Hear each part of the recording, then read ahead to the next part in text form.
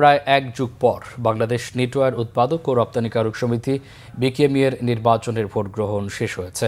সকাল ৯টায় শুরু হওয়া ভোট গ্রহণ চলে বিকেল ৫টা পর্যন্ত। রাজধানী বাংলা মোটর বিকেএমই ভবনে ও নারায়ণগঞ্জের চাষারায় বিকেএমই ভবনে চলে ভোট গ্রহণ। সবশেষ ২০১২ সালে এমন ভোটের আয়োজন হয় সংগঠনটির পরিচালনা পর্ষদ নির্বাচনে। এক যুগের বেশি সময় নেতৃত্ব গঠনে গণতান্ত্রিক চর্চা ছিল না ব্যবসায়ীদের এই সংগঠনেও।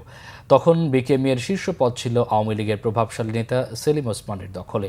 অন্য সব পদে দায়িত্ব মিলত সমঝোতা, পছন্দ ও কোনো কোনো ক্ষেত্রে প্রয়োজন অনুযায়ী। ছাত্র জনতার গণঅভ্যুত্থানে শেখ হাসিনা পালিয়ে যাবার পর বদলে যায় বিকেএমই এর পরিবেশ। এবারে নির্বাচনে চূড়ান্ত ভোটার সংখ্যা ৫৭২ জন। এর মধ্যে নারায়ণগঞ্জে ২৭২, ঢাকায় ২২৪ ও চট্টগ্রামে ৭৬ জন। ৩৫টি পরিচালক পদে প্রার্থী ৩৮ জন, যেখানে ৩৫ জন একই প্যানেলে ভোট করছেন।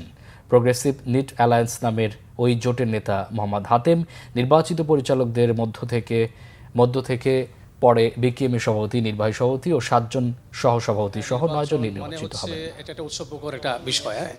তো আমাদের বিকেএমইতে ১২ বছর পর নির্বাচন হচ্ছে, এটা গণতান্ত্রিক যাত্রা শুরু হচ্ছে।